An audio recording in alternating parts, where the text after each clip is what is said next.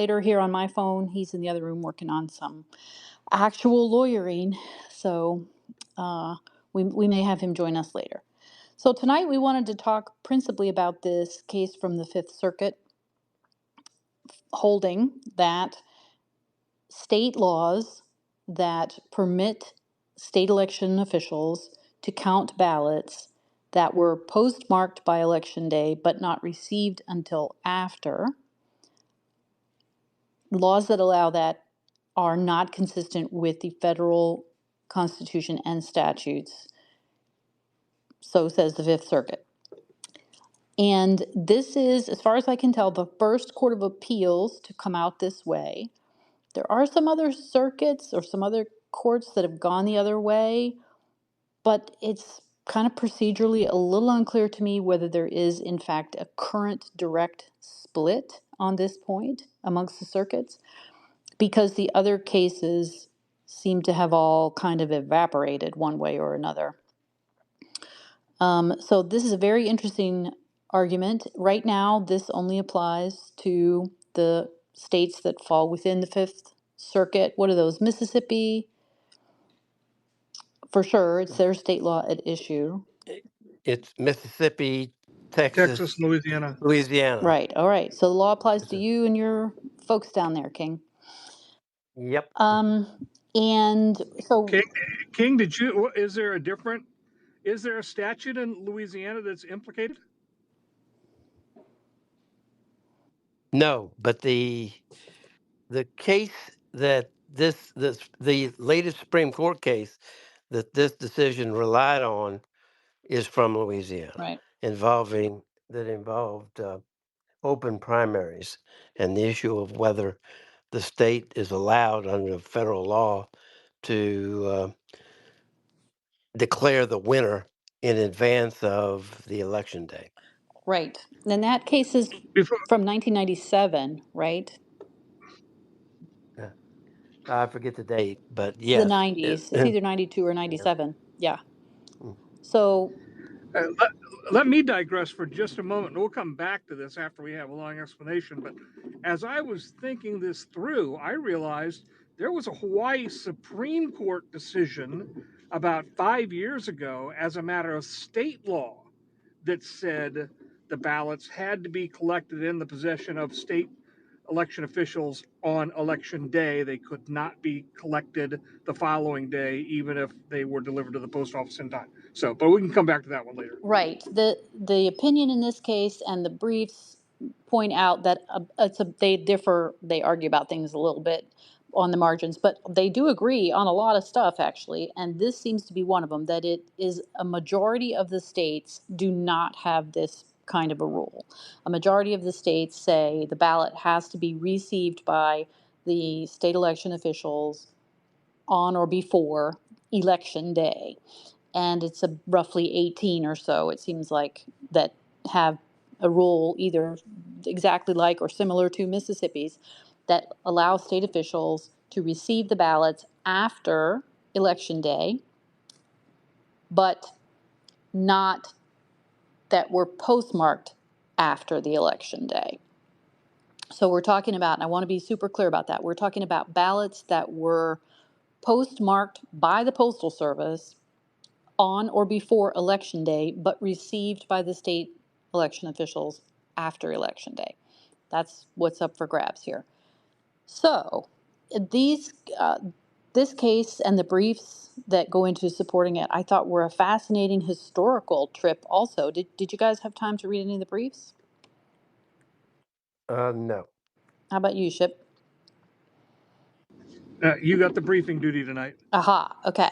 So I read about half of the briefs. I definitely read the brief, which is why I wanted to collect them, that the United States government submitted, because they submitted a brief as amici to the court. And so the parties in this case are, on the one side, basically the Republican National Committee, the Republican Party of Mississippi, some Republican officials who are part of the electoring process there. And also the Libertarian Party in Mississippi filed pretty much an identical suit, and those got consolidated, I think before the district court also, but definitely in front of the Court of Appeals. And then on the other side is the state of Mississippi. And so obviously all of those parties briefed to the court, but also the Democratic, I think, National Committee came in as a amicus, and the United States came in as an amicus. So they get to file briefs, but they're not technically parties before the court. They just are, interested people who have a position that the court probably should take into account, and so they filed amicus briefs. And the United States said that the basis on which it had an interest is that it is tasked with enforcing some of the statutes that are at issue in the case. And, it would be extremely unusual for a circuit court to tell the United States that they could not file a brief as amicus. So their brief, I thought, was extremely interesting. But one thing I thought was fascinating is the history of it. So the Court of Appeals opinion pretty much tracks the history as set forth by the appellants, by the RNC and Libertarian Party, and etc. And the other side doesn't disagree with most of the history. So it's another thing that pretty much everybody seems to be on the same page about what happened, but with some small variations. So the interesting thing is, I have never pondered, like, did we always vote everybody on the same day for the president? Right? This, of course, long predates I first started voting in 1988. That was my first election. So, Ship, when did you first start voting? 80. 1980. Okay. And King, you're going to predate that, right?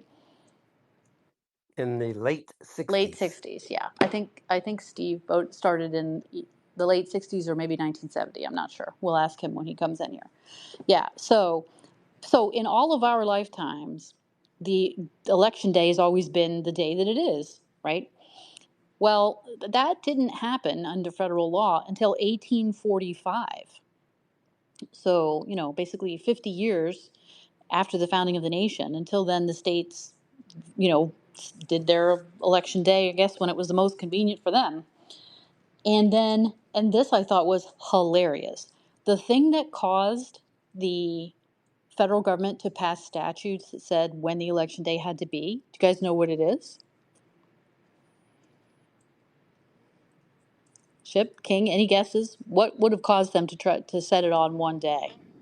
I, I read it. I mean, when I read through that brief the first time I read it, when I read through the opinion's No. not that long. It's interesting, but it is relatively brief. But just off the top of my head, I don't remember the historic event, but I Oh, it's chuckled when I hilarious. read It it. was the invention of the telegraph.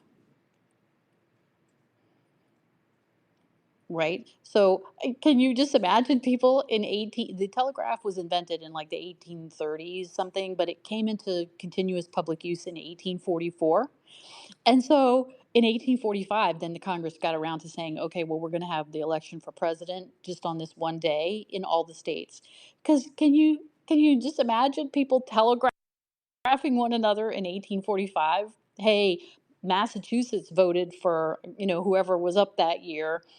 He's already won the election in our state, so you guys down in North Carolina shouldn't bother to vote vote for the other guy. What do you guys think of that? Yeah, It's like the birth of the media. Actually, the election night coverage. That's how it Right, began. exactly. or Exactly. or or or early voting. Right. Early voting now is such that with high correlations between party ID and ballot and vote casting, tracking ballot returns by registered voter is a pretty good indication of where the vote stands before the first ballot is opened. Right. Who's winning already? It put me in mind of the thing that happened when Carter conceded, right? That was in 80, am I right? He conceded it. Yes, he conceded in Yeah. California. People just went home.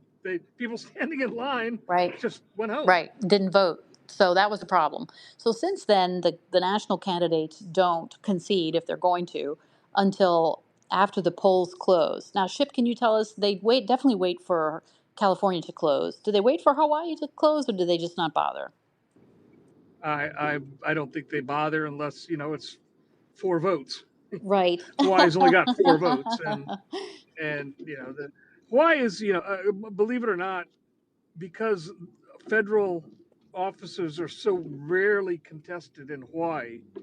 The Hawaii the urgency to vote is driven by local issues and local races. Right. They're going to vote anyway. Right. Even if Yeah. Carter concedes. So, okay. Well, what's interesting is that shows that the more things change, the more things don't change. The more things change, the more they are the same. And certainly human nature has not changed, right? So if the Congress in 1845, pre the Civil War, is worried that because the telegraph now lets us talk to one another across the country, that that's going to affect the election, I just thought that was very, very historically interesting. So, the opinion and the briefs go on down the road after the development uh, of that statute to talk about what happened during the Civil War. And so at that time, you could vote if you were eligible to vote, if you were a man, and if you met certain other requirements, depending upon where you lived. But you had to vote in the district that you were registered, right? And if you didn't show up that day on election day to vote in that district, then guess what? You couldn't vote. So, but the Civil War, of course, caused men from both sides of the conflict to be, hither, thither, and yon. And so both, I'm going to say armies, both sides of that, governments on both sides of that conflict, decided, well, that's not great. These guys are all out in the field fighting. They should be able to vote. Their votes should count. And so that was the development of absentee voting. And that it's interesting because this old history influences the meaning of these statutes, because the statute that creates the time for voting for the members of Congress was passed in 1872, so shortly after the end of that war, which set it on the same day basically as the um, date for the election of the president. And then when the 17th Amendment came along, and the 17th Amendment changes the election of senators, or the choosing of senators, from the governor of the state to the voting public of that state, that uh, amendment went into effect. And then because of that amendment in 1914, the Congress passes another statute that says the time for the election of senators is basically the same day. So as of 1914, then, you've got these three statutes, which in these cases and the briefs and everything, they're calling the federal election statutes. So that's what I'm going to call them. So during this period of time between the mid 1840s and 1914, the Congress gets around to passing these statutes. Before that, it was kind of all over the place, apparently. Different states would hold their elections on different days. But the concern became that then one state was influencing another, which obviously is not great. So the main difference between the parties in this case boils down to, for purposes of these three statutes, what does the word election mean? Does it mean all the stuff that you do ahead of time, and the voting, and the receipt of the ballots, and all the stuff that the election officials do afterward, the canvassing, the counting, the certifying, blah, blah, blah? Does it mean all of that? Does it mean some subset of that? And basically, where the parties have come out is the Republican National Committee's brief, the Libertarians are saying, and the court agreed, that the election means the combination of when the voter makes their selection by marking their ballot, and when that ballot is then received by the balloting officials. That constitutes the election, and because the election, by virtue of these three statutes, has to be held on the day of the election, which is the language, the day of the election, that those two things have to happen on or before the day of the election.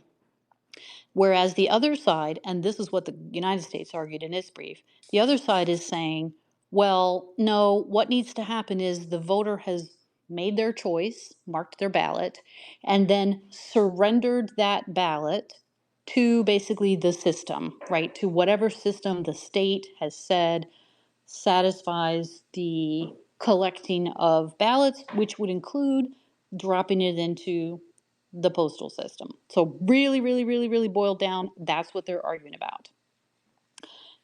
And then there's this other issue of preemption. So, King has talked to us Yeah, about preemption in the past. Leslie, Go ahead, Chip. Leslie, if I'm not mistaken, if I'm not mistaken,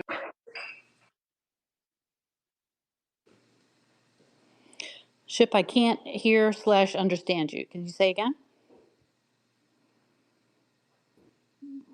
Hmm. oh, all right, I Go ahead. should. How about now? Yeah, I Yes, think there you're was a clear now. more recent addition. Yeah, I think there was a more recent change to Mississippi law that took that one step further, and it allowed for the delivery of the ballot to other common carriers like FedEx or Yes, UPS. right.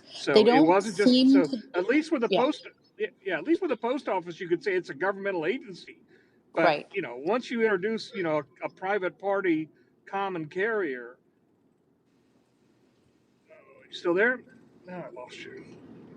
Well, it seemed to me, maybe I've got this wrong, I'll have to go back and look at the opinion, but it seemed to me that the court was basically setting that issue aside, that change in the by the Mississippi legislature didn't seem like it was up for grabs in this case. In this case, they were just talking about the Postal Service. It maybe the effect of that legislation hadn't gone into, maybe the effective date of it hasn't arrived yet, or hadn't been put into effect at the time the suit was filed or something. But you are right that that would further extend it to not just the ballot's been received by an official branch of the United States government, which anyone who's watched Miracle on 34th Street knows that the Postal Service is an official branch of the United States government. So, but third party common carriers like FedEx and UPS and so forth are not. So boiled down, that's the issue though. What does election mean? And and then the Republican National Committee, the Libertarians, that side of the argument, they're saying that state statutes have to follow the Congress's statutes because cannot conflict with them because the Constitution gives Congress basically the final word in this area. So there is a whole area of law. King's talked to us about this um, concerning the New York case against the former president, where Alvin Bragg's office is trying to prosecute federal election laws somehow. And the question there is whether that's preempted by federal election statutes.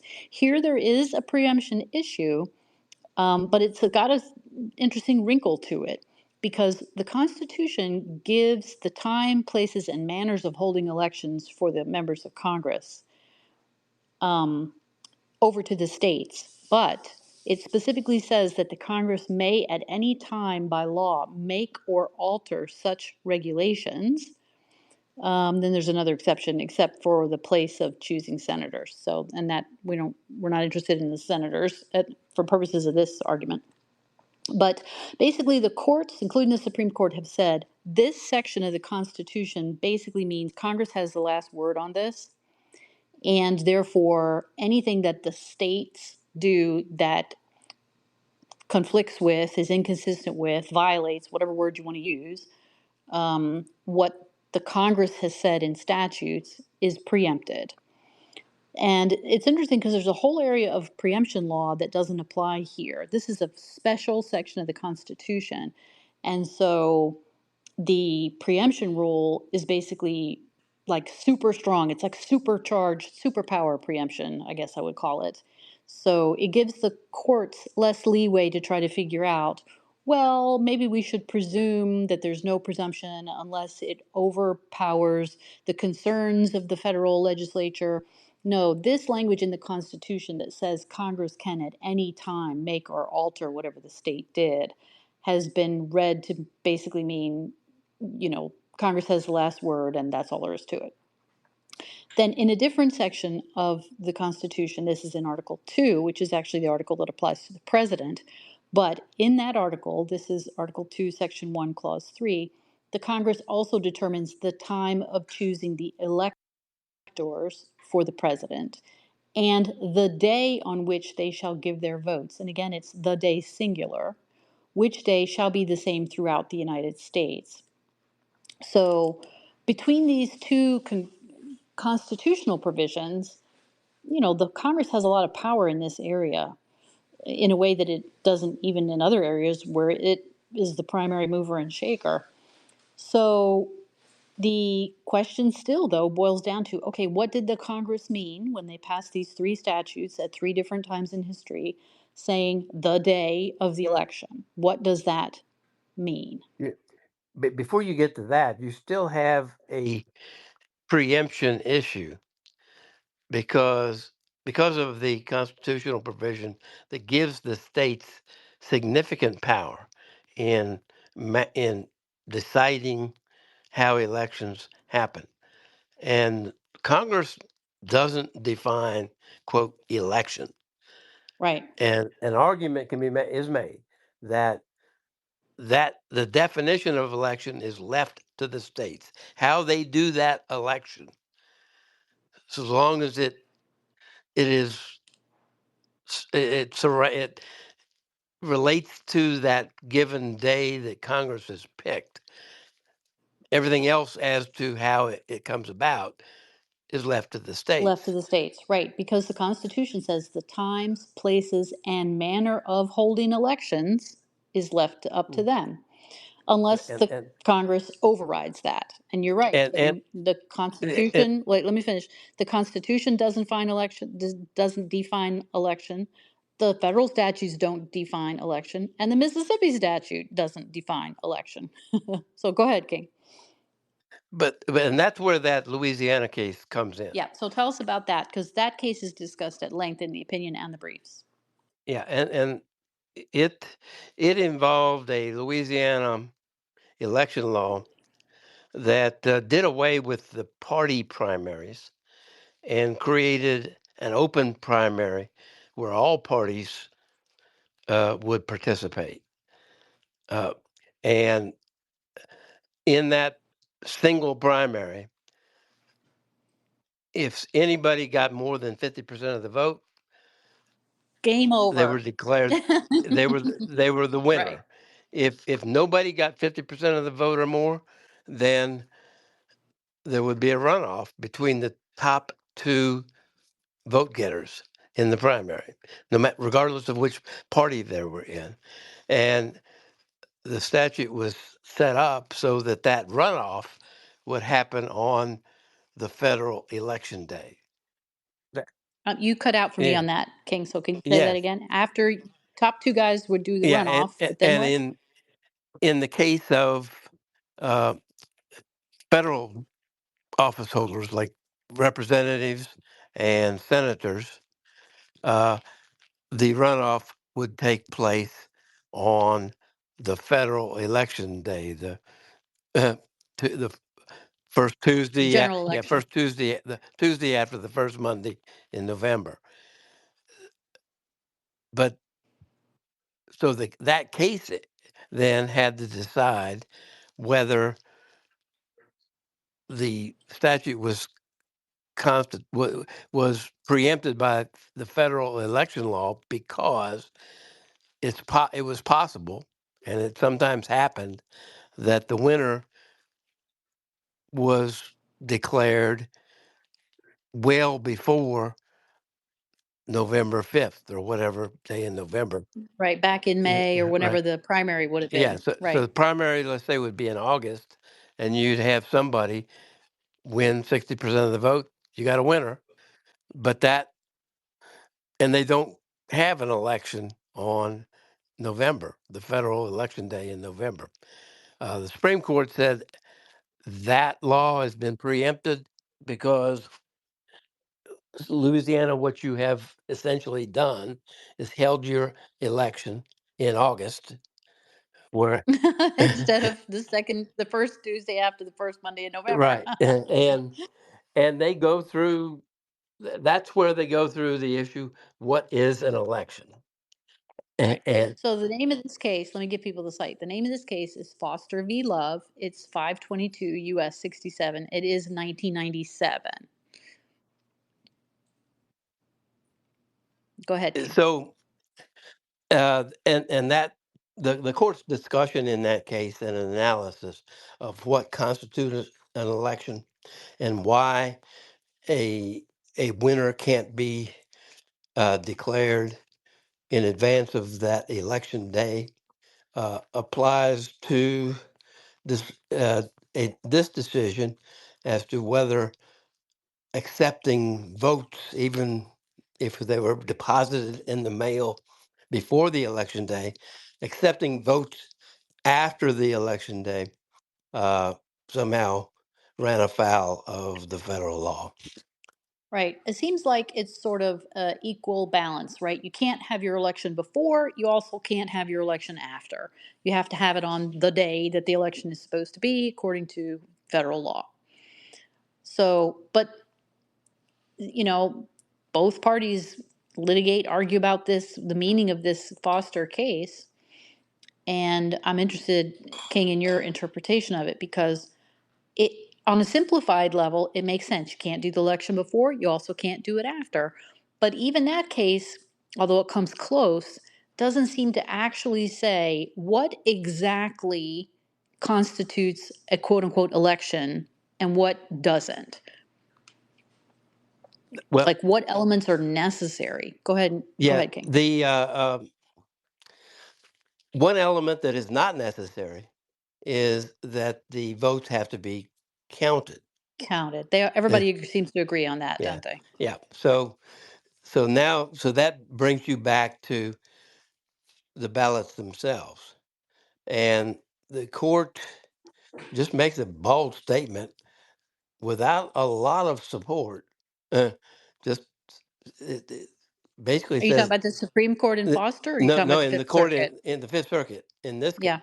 uh, in the Mississippi case, it said, well, just logically, uh, the after you, ahead of counting the votes, there has to be a casting of the vote. And what does that entail? That entails somebody checking a ballot, either by pencil or by machine, and then giving that vote, that ballot representing that vote, to the state officials, the election officials. So the combination of those two acts is really what the election is. And all of that has to be done eh, on the election day, at which point you start counting. You have a collection of votes by voters uh, gathered up and held figuratively by the state, and now they can count. But the election itself consists of voters casting a vote and then forwarding or giving that vote to the state on or before the election day. Right. That's the holding. And one, I think the biggest factor might have in favor of that holding as it applies to mail ballots. Uh, they noted that at least as to uh, domestic mail uh, sent through the U.S. Postal Service, it's possible to get your mail back. Claw your mail back somehow. I've never Yeah, tried to do that. Have either of you tried to do that? I didn't know you could. I didn't either. But they had the court took evidence. I mean, the trial court heard evidence on that, Okay. and evidence was presented that it is possible to claw your mail back. The Postal Service is going to hate this case. Yeah, and so and so Millions of Americans are now going to know they can do that and try to. and so the court thought about that and reasoned that, well, gee, if you've got every voter in the country, in the state, casting and delivering their vote so that it's received by the state on the election day, but you've got a handful of voters who kind of looking at early returns or something, and they call up the post office and pull back their ballots.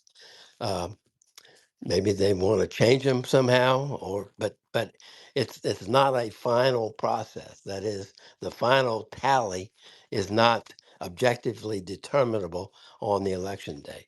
So that And caused a question in my mind. Could you, I don't know the answer to this either, and I certainly don't know the answer in Mississippi. Could you change your vote? Could you go back to the polling place on the day of the election and say, I've changed my mind, I want to change, claw my vote back and change it? if you call your vote back on the election day before the polls close, you certainly could. I think so too. And so again, I haven't looked at the Mississippi statute, but I bet you can do that if the poll hasn't closed yet.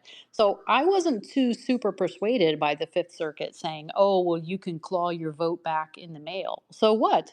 Mississippi's rule is the election officials have to receive a ballot from you that's postmarked no later than the date of the election in order for it to count. So if you clawed your vote back and changed it, and then send in your second ballot, as long as it's still postmarked on or before the election, why wouldn't they be able to count it just because you clawed it back and changed your mind?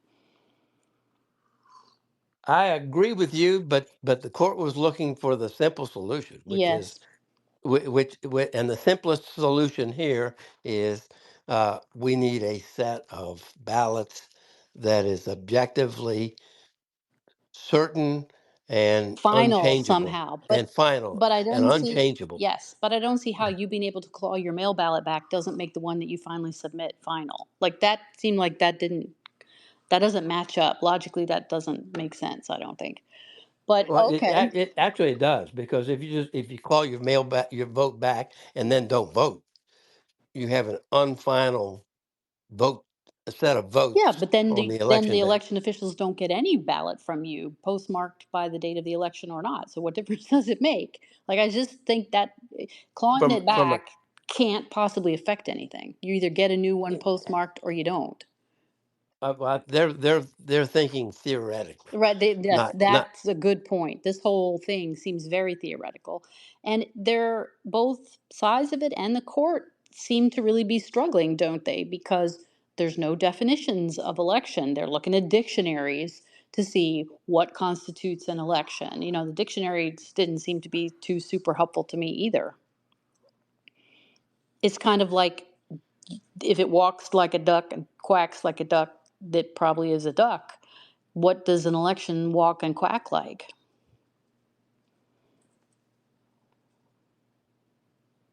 Ship, you want to weigh in? Or King, go ahead. Which kind of brings you back to the preemption issue, because election is, you can construe that term in this context a couple of different, two or three different ways. Right. This is a point the And appellant's making their reply. So go ahead. yeah, and so if this case is going to get reversed by the Supreme Court or upheld by the Supreme Court, they're going to have to wrestle with that issue. Why is the definition of the election and how it takes place? Why is that somehow preempted when Congress didn't bother to give us those rules? Right. So one way of looking at it, which is the way the United States' brief reads and the way the state of Mississippi is arguing it, is that, okay, the Congress set the day of the election for whatever it is, and election means people casting their votes and submitting them to the government. And the states have said that you can submit your votes in different ways, and that they're respecting the Congress's selection of a specific day by demanding that they be at least postmarked by that day. That's really their argument, that the statute therefore does comply with the day of the election rule. Now, I think probably the Democrats have argued this, the opposite of this in other cases. They're trying to say that states can pass statutes that say, even if it's postmarked beyond the date of the election, that that also complies. That looks to me to be very unlikely to succeed. And the governments here, both the US government and the Mississippi government, they're not staking out that position. That's probably a bridge too far. But Mississippi hasn't done that here, right? Well, actually, Mississippi has not, but I think it was done in 2020. Yes, it was. And different parts of the briefs point that out. Yeah. And in fact, in 2020, you had some jurisdictions that accepted ballots by mail without a postman. Right, where there's no indication of what the date of the casting of that particular ballot is. Just say it. Just say it. It was Pennsylvania. Yeah, it was Pennsylvania, for sure it was. Yeah, The Pennsylvania Supreme Court changed the right. rules. And the third circuit said, we don't have a dog in this fight. Right, yeah, which is a whole other problem. I think that, let me see if I can find this. One of the briefs points out that even in the 70s, when the federal government passed the Voting Rights Act, that there was there were a few states that allowed for ballots to be received, even if they were postmarked after the date of the election, if they were received within a certain safe harbor window. Let me see if I can find that. While I'm doing that, Ship, why don't you weigh in and tell us what do you make of this basically fight over the meaning of the word election? Well, I think there's the fight is premised upon two different presumptions as to how the word is being used. Right. Is it a title? Is it a title given to that day, or is it a verb of the activity on that day? I mean, if it's a title, then I think it's going to have a definitive. It's not going to have any kind of variable activity. What it might be composed of, and a difference of opinion from state to state of what it might be composed of. That would But if it's to a title, counteract the sort of the original reason for the statutes, and the Republican National Committee relies on that heavily, that the whole point of unifying the date was to avoid having different things happening in different parts of the country at the same time.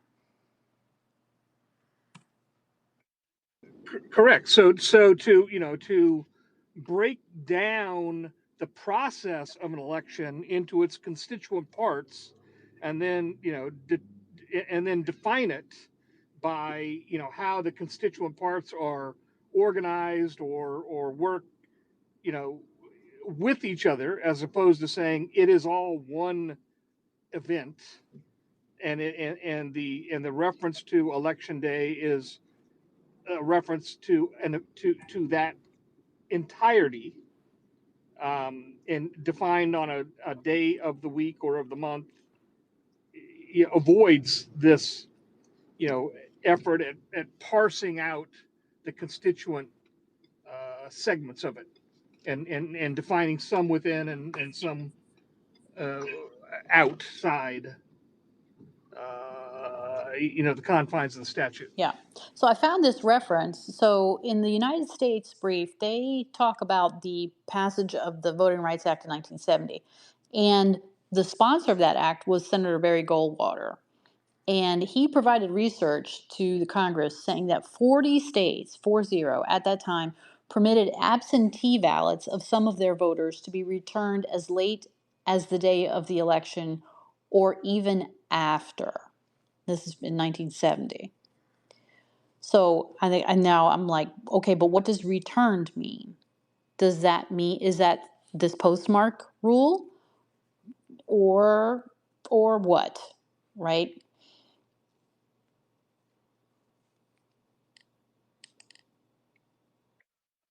What was the I didn't sit down and take notes on the description of the evolution of absentee voting that was developed with soldiers during the Civil War. There was something about where they had to deliver it to, on the battlefield or wherever they were, and who had to Right. receive it. There seems Wasn't to there any be, yeah, there description of seems that? to be a dispute about that. So the plaintiffs here, the appellants, Republican sides, libertarians, they paint it as if it's more clear than what the United States paints it in their brief. So the appellants are saying basically there were two methods for doing this. The states would deputize military officers to basically be state election officials, and then they would go out into the field and collect ballots.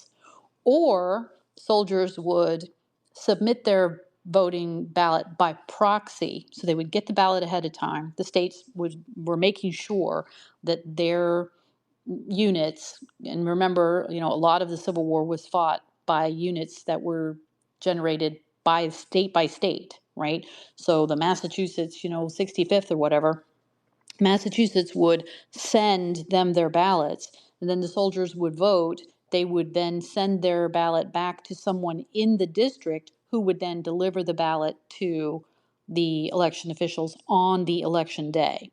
So everybody seems to be clear that that second method, it sort of doesn't really implicate any of the issues in this case because the ballot was both marked by the soldier and delivered to the election officials on the election day, not after.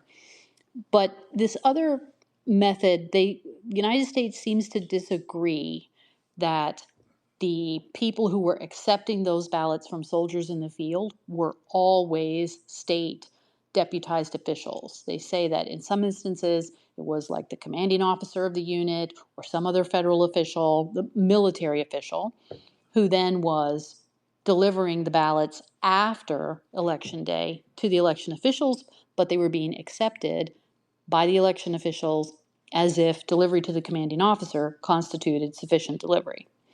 So, in the court's opinion, they don't point out this differing view of what the history showed. Except uh, the view as to the historical view as to whether or not the recipient, the initial recipient of the ballot was a state official Yep. or somebody else, like a military officer, uh, cut tends to cut against the argument that the post office is a stand-in for a state election official, Okay, so explain that. because the post office is not an agent of the state, the individual state, let alone the state election official. Right. Post So, office is federal, and so it's a intermediary, so to speak. right. And so if we view the US military the same way, then the United States is saying sometimes the military officers were deemed to be uh, sufficient, good enough, right, for transmitting these ballots back to the state election officials. And since we did that during the Civil War, why would it not be okay to basically do the same thing with the post office? That seems to be their argument. But it's not it, logically it's not a convincing argument, because there could be, if you allow the post office to be the agent, why not FedEx? Why not Right. a private carrier? Why not Delta Airlines? You can, or as the example the court gave, why not have a voter cast his vote by marking a piece of paper, taking a picture of it, and sending an email of the picture.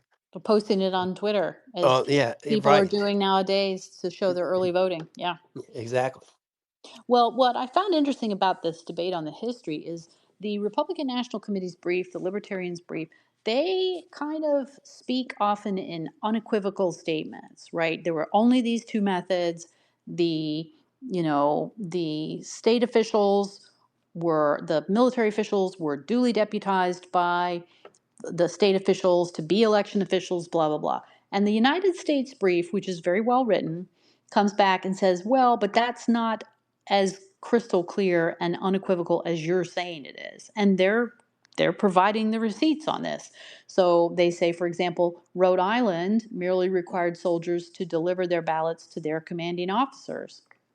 And they cite historical authority on this. For Nevada, the same thing. They could have um, given their ballot to the immediate charge and direction of their three highest commanding officers without requiring any oath that those officers be election officials. And they cite a Nevada statute.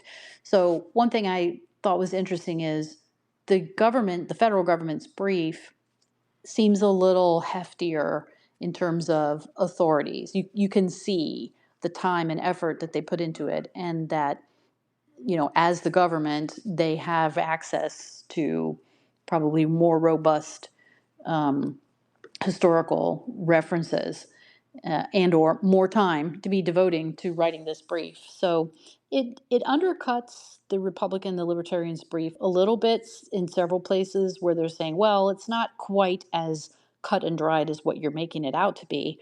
But I didn't get that out of the circuit's opinion, that there was some dispute or debate about this point.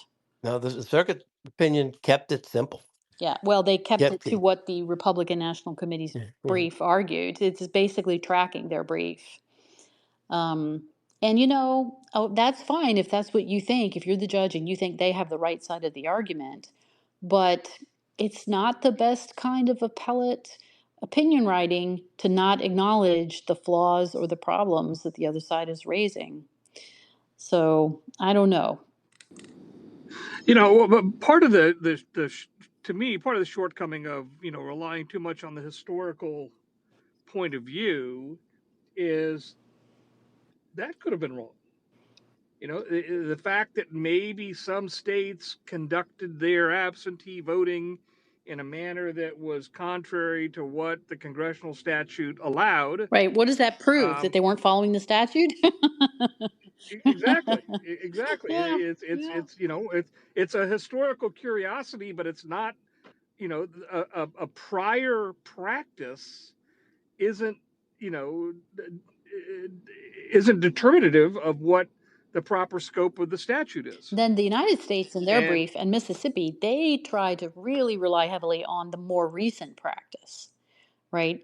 Under the Voting Rights Act and under the current version of what most people think of as the military, right to vote. It also applies to U.S. citizens living overseas. And so, they're talking about, okay, well, what we do for that is we allow this, that, and the other thing. And that statute does not say when the ballots have to be received by. It basically says, it has to be according to the state's rules. The name of this statute, I don't know how they pronounce this. The acronym is UOCAVA. It is, let me see if I can find the whole name of it. Dun, dun, dun, dun, dun. I'm going to have to drop off here. Okay. I've located my son and gonna get started with him now. Okay. Thanks. All All right. right. Good All right. night. All right. All right. Okay, so King, go ahead with what you were telling us. We kind of got digressed there while I look up this acronym. Explain how this Louisiana case from 1997, what did the Supreme Court say was necessary for there to be a quote election that was the thing that meant Louisiana was having the election too early? The combination of a vote represented by a ballot, the receipt of that ballot, those had to be done on an election day.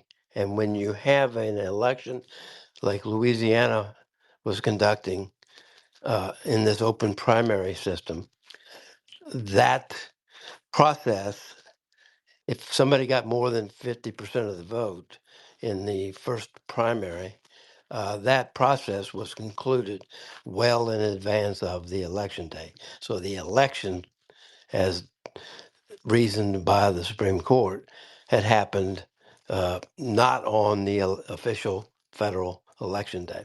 None of the things that constitute a quote unquote election were happening on the duly designated federal election day. Right.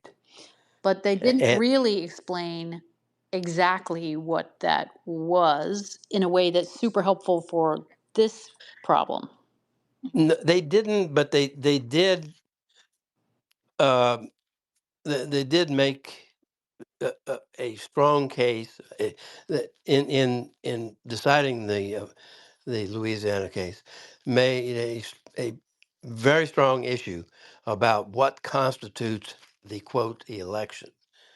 What has to happen for there to be an election, and that consisted of not only of people marking ballots by a certain day, but having those ballots received so that they are countable by the state on the election day. But they weren't saying literally received in hand by the election officials, which is what the Th- issue is here, right? No, that's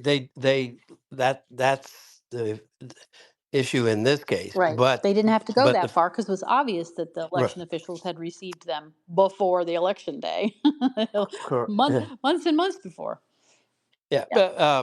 But you could argue, maybe Louisiana might have argued, I don't know if they did, that the final decision as to the winner didn't formally happen until election day, even though everybody knew who won. Right. But the Supreme Court said that's not the test. The test is, when did the state actually get the votes? Right. And in Which, that case, every single one of them came in before the election day. Like none of that happened on the federal election day. correct. Right. So that was an easier case in a way. And it's really the only Supreme Court case that's giving any guidance to this situation. So, it's helpful, but it's not dispositive for sure. So this I finally located this acronym. So it's UOCAVA, and this is the acronym for the Uniformed and Overseas Citizen Absentee Voting Act of 1986. So it's UOCAVA, I guess, is what I'll call it. This is the statute that permits our military personnel and overseas citizens to vote in federal elections. And the reason the Congress passed this in the 80s, everybody agrees about this, is because up until then, the states were kind of not doing a very good job having systems in place to allow, especially military members stationed overseas, to get their votes in and have them counted. And because in 1986, almost every state had a requirement that the ballots had to be received by the day of the election, actually received by the election officials.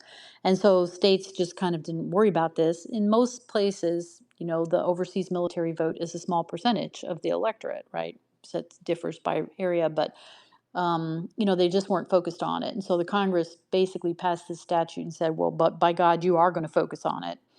And there's a whole section of the Justice Department Civil Rights Act, a section that focuses on this statute and enforcement of it, and basically makes the states do this process.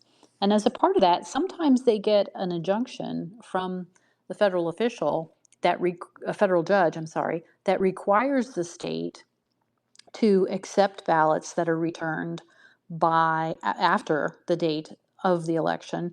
But that's usually when they have, not usually, I think it's always, when the federal government has gone into court and shown that the state didn't follow the procedures of the statute and basically didn't get the ballots out to people in time so that they could return them by the date of the election. And so it's kind of a remedial, in after the fact injunction requirement by the court that they have to count those ballots. So King, what do you think of this? The government argues that this basically shows, well, the Congress understands that receipt after the election is something that doesn't necessarily violate the election is held on this specific day rule. What do you think? I think it's a strong argument, but this court kind of skipped over it. Yeah. Uh, uh, it used, best I can tell, the strongest argument it used against that was the possibility that mail can be pulled back by the sender, and which violates, in the court's view, the single day election concept. That is a concept whereby all votes are in and received uh, as of this given date. So you have a defined objective set uh, of votes that can be then counted. Because if you've got mail out in process that somebody can pull back, that raises all kinds of other questions. What happens? What happens if it is pulled back? Uh, you end up with a series of dates that really define what votes have been cast uh, as as of this date, that date, that Right. date. So you You had get a seriatim election day correct. that we're saying is the quote unquote election. Yeah. So, the Republican National Committee, the Libertarians, they come down hard on the question of you, judge, you, Fifth Circuit, you can't interpret these statutes, which were passed, yeah, as I explained, in the 1800s and the early 1900s. You can't interpret the meaning of those statutes by looking to what the Congress did in 1986, right? That you have to look at the language as it was understood by people who were passing those statutes back in that time. Um, and our modern understanding of an election encompasses absentee voting and early voting and mail-in voting. That doesn't change the nature of what the word election means.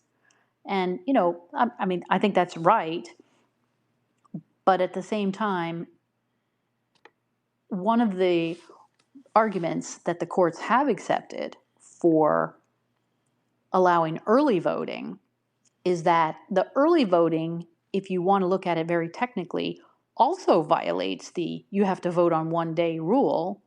But because there was such a historical, 100-year historical practice of it, going back pretty much from where we are now back through most of the 1900s, like modern voting, because what happened was after the Civil War, sort of absentee voting went away again, but then it came back, surprise, surprise, because of another war, because of the First World War. There was a lot of, dislocation of people, and again, men serving overseas, some women too, but and so there's this perceived need to allow for people to vote who aren't in their district for good reason. So since then, really since the First World War, absentee voting has been a thing. And because of that, which those votes often come in early, in the last 10 to 15 years, the courts have said that the early voting process, including the Fifth Circuit, does not violate the all federal elections are held on one day rule, even though the way Louisiana was doing it clearly did. So what do you think? I think that ship has sailed, don't you? That the early voting is not a violation of this. All the voting happens on Yeah, one day. definitely that has sailed.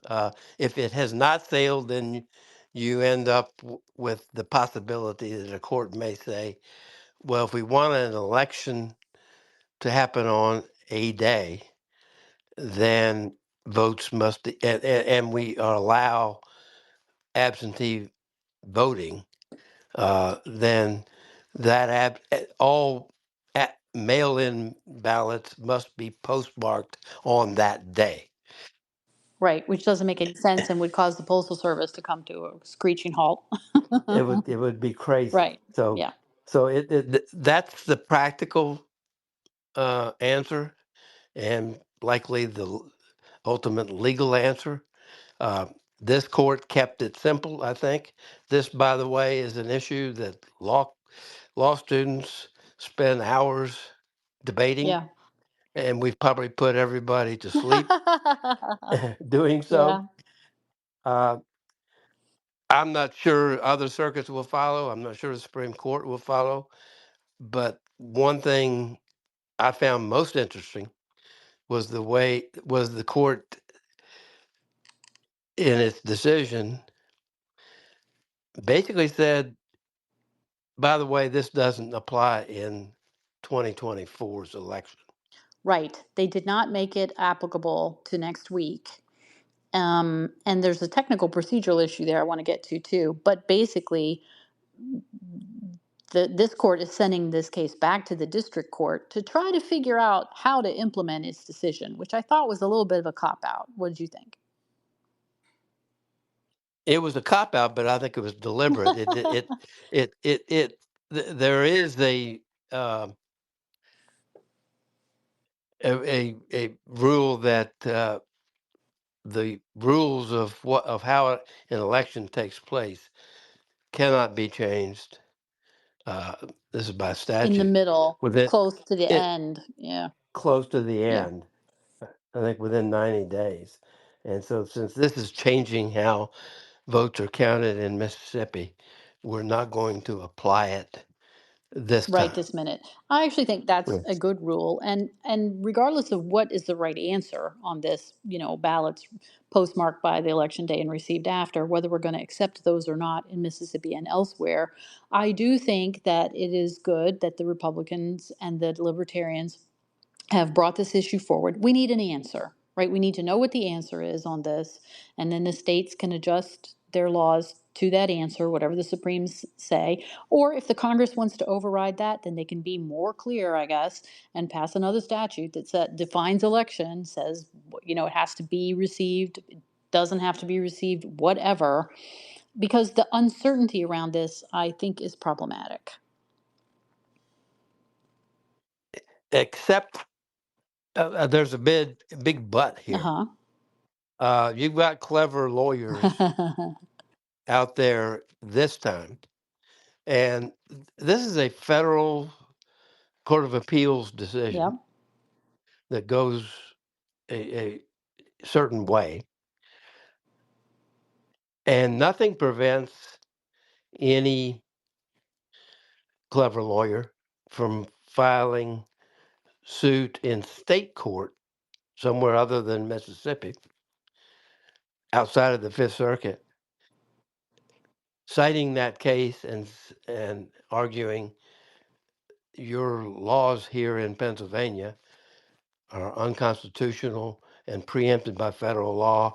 And here's this brand, hot off the press federal court case so saying. Right. So even though that case says we're not going to apply it in Mississippi, which is the party in that case, nothing prevents the lawyer going to state court in Pennsylvania seeking an injunction against the procedures it's now following concerning counting ballots that come in after the election And day. that may very well happen. Somebody might take a run at that someplace else.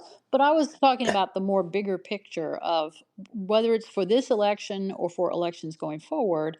I really feel like we need to know what the answer is on this issue, one way or the other, so that on a going forward basis, everybody's on the same page about, does the postmark good enough? Is the postmark not good enough? Does it have to be received in hand, or can you have it in a third party, system, FedEx, whatever, as long as you have documentation that shows you sent it on or before the election date? Like, we just have to be all on the same rule, I think.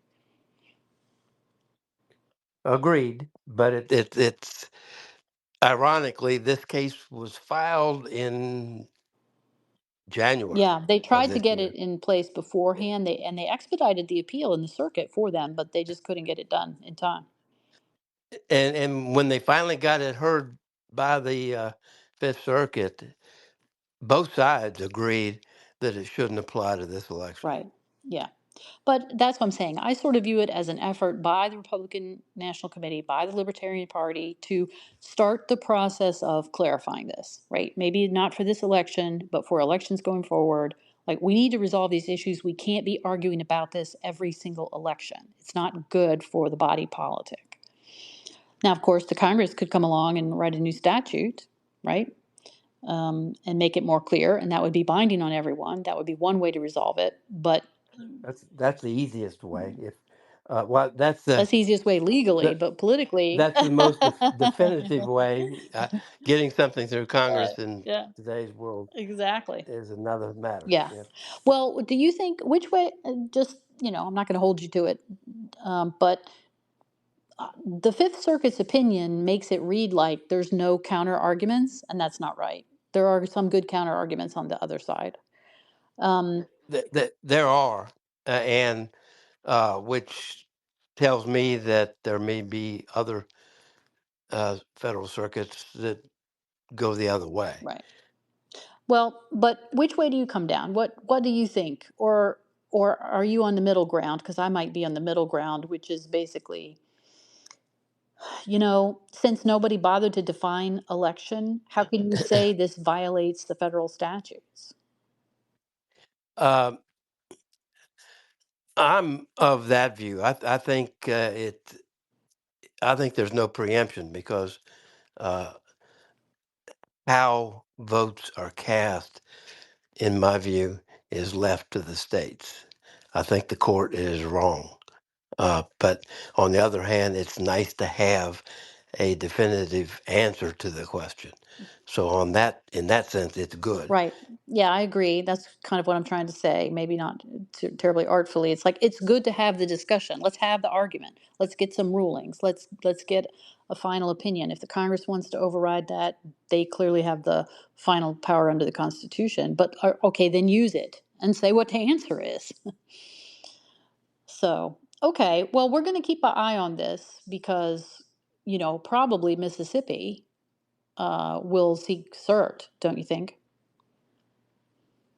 with the Supremes? They they might, and I'm not sure they'll get it. Supremes may want to sit and see if this comes up in other circuits, Hmm.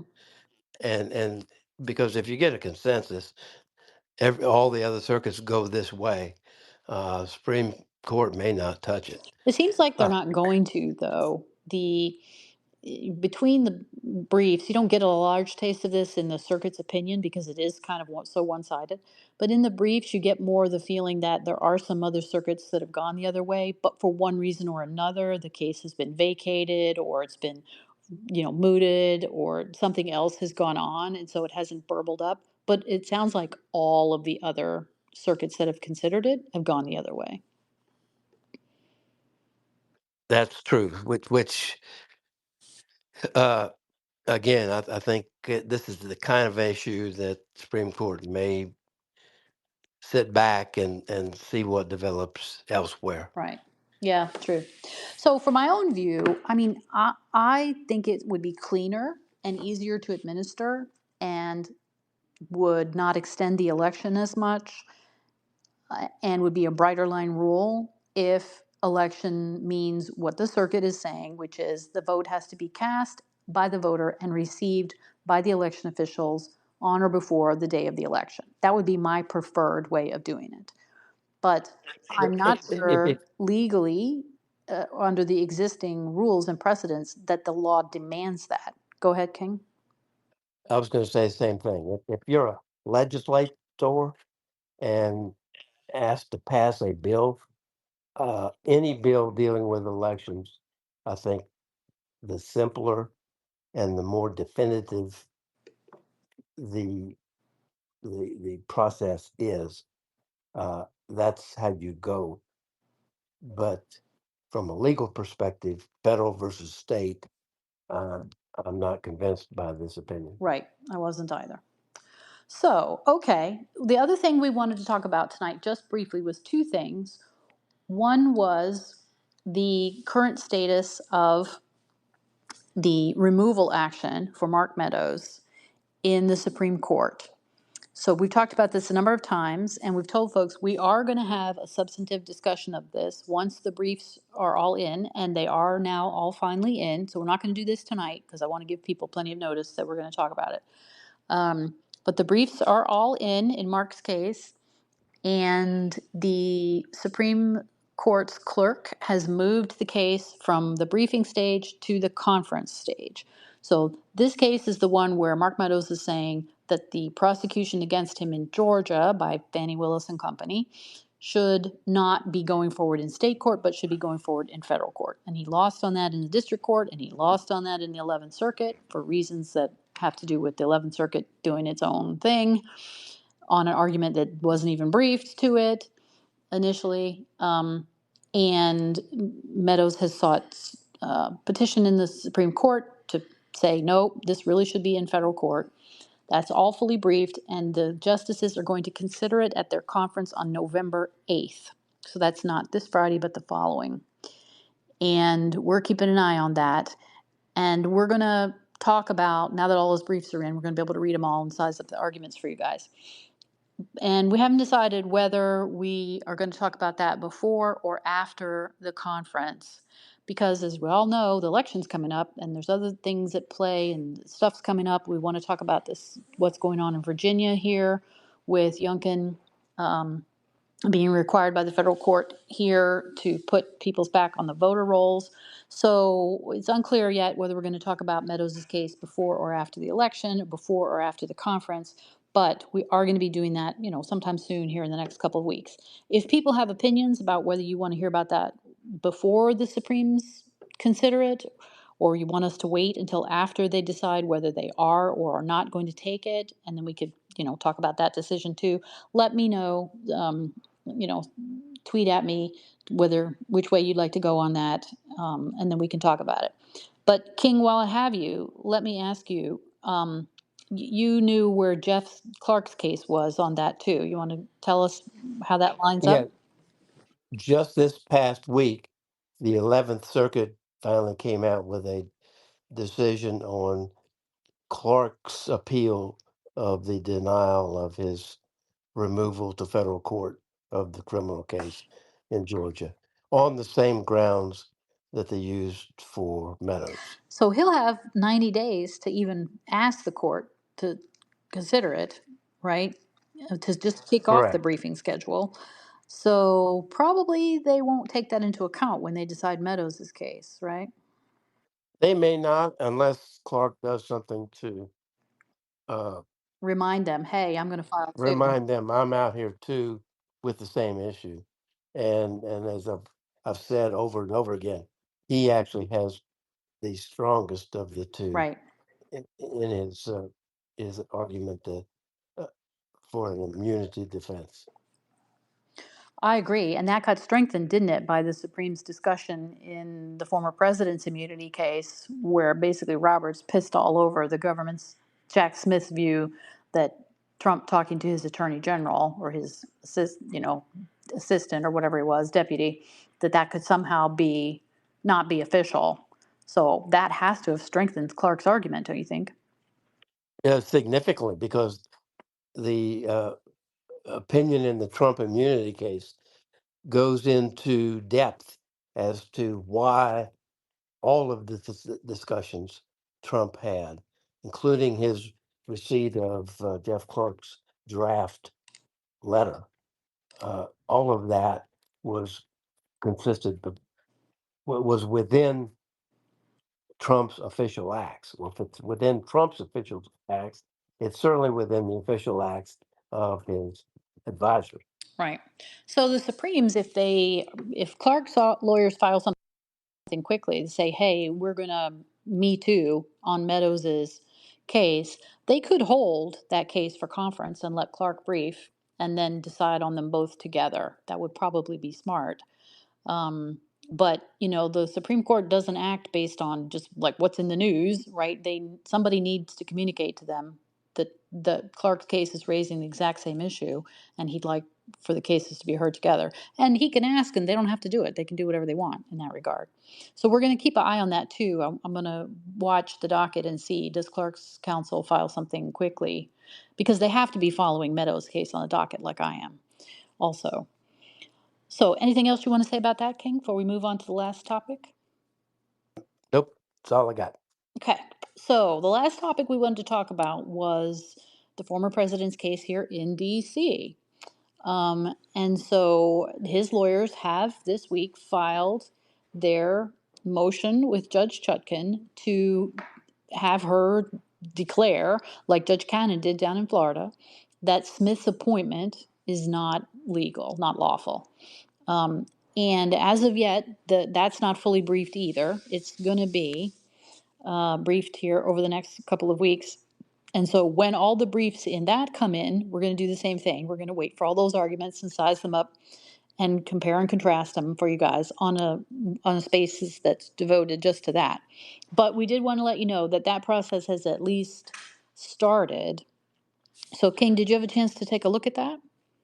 I did not, but I just assume it follows Judge Cannon's What they briefed to opinion, Judge Cannon. just Yeah, down the line, because her opinion, the government's, or rather Smith's appeal of that decision is is going to be heard by the 11th Circuit at some point. right. So, Yeah, so exactly. you've got in the D.C. District Court, you have Trump trying to get the case dismissed, just like he did in Florida before Judge Cannon, and the same issue is being appealed to the 11th Circuit. So you the issue is now pending before two courts, the 11th Circuit Court of Appeals and the D.C. District Court Judge Chutkan. Right. So I was going to look real quick. We talked about this last week. King, do you remember if this is going to be fully briefed before the election? I feel like the answer is no. No, I don't think so. Right, I don't think so either. So this is something we'll definitely be addressing a bit later then. And that should probably give us time to then slide in a discussion of what's going on here in Virginia, which is arguably could affect the election. So today, can you tell them what happened in that case today? Wasn't you that was looking at the Fourth Circuit's docket? The the Fourth Circuit agreed with the district court that the government is right, that the 90-day law, I forget what you call it, that prohibits, Thou shalt not do stuff law. it prohibits states from changing the system whereby people are taken off voting rolls, changing that procedure within 90 days of an election. Right. A- Well, the And, question really is whether that's happening in Virginia. Is that what is happening? And there's also the inconvenient fact that one of our prior governors, Governor Kane, a Democrat, had done basically this same thing after consulting with the Department of Justice and being advised that there was not a problem.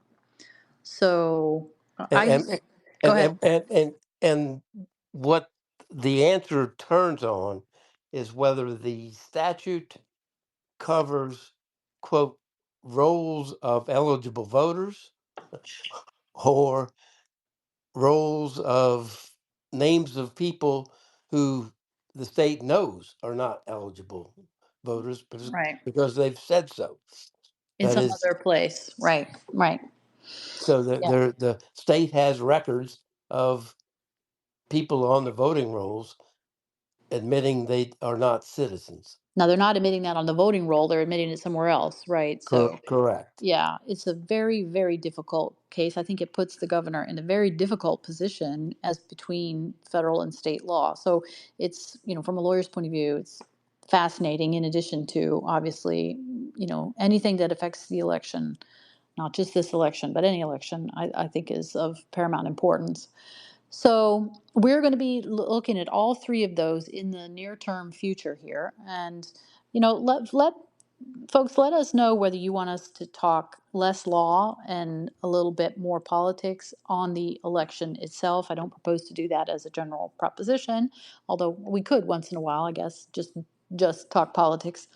But, are folks interested in hearing what we think about the election and the politics of it, as opposed to like the legal cases that affect it? Let us know, because I'm happy to do whatever folks are interested in hearing about. So, but that's pretty much all I have for tonight. King, have you got something to send us off on? No, just go vote. Go vote. Yes, vote if you haven't already. Vote early if you can. Although I am a traditionalist, I intend to vote on election day. Oh, and Steve has just sat down here, so let's ask him. What year did you first start voting, Steve? 1972. 1972, he says. So, right. So none of us were alive. No one living currently what it was alive when these statutes that the Fifth Circuit is now interpreting as to what an election means was living. So the fun that you have when you're a judge and a lawyer trying to figure out what people meant by words back in the 1800s. All right, well, I think that's all for us tonight. We will talk to you guys again soon. Good night. Good night.